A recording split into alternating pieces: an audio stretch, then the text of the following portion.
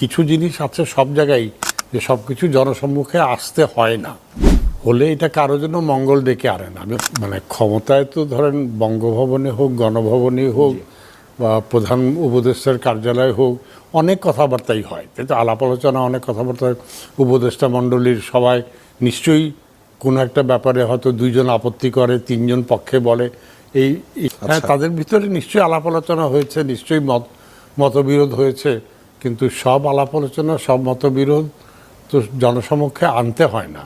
এবং এইটা হয়তো তাদের, যেটা বললাম, হয়তো অতি উৎসাহে এটা হয়তো চলে এসছে। এবং আপনি যেটা বললেন, এইটা তো অনেক মানে আলোচনার জন্ম দিয়েছে, অনেক ইভেন ষড়যন্ত্র তত্ত্বেরও উদ্ভব করছে, ভুল বুঝাবুঝি তৈরি হচ্ছে। হ্যাঁ, ছাত্র সমন্বয়কারী বা যারা আন্দোলনের নেতৃত্ব দিয়েছে, মানে তারা আমার মতো 70 বছর বয়সের লোক না, অতএব তাদের তারুণ্যের উদ্দীপনা তো থাকবেই, এবং তারুণ্যের কিছু উৎসাহ উদ্দীপনা।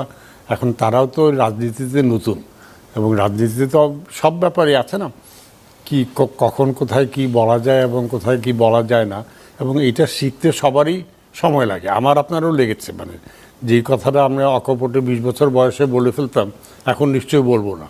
অতএব তাদের কিছুটা অপরিপক্কতা, কিছুটা অতি উৎসাহ, কিছুটা হয়তো উত্তেজনার বশবর্তী হয়ে তারা এই কথাগুলি বলেছেন। না বললেই ভালো হতো।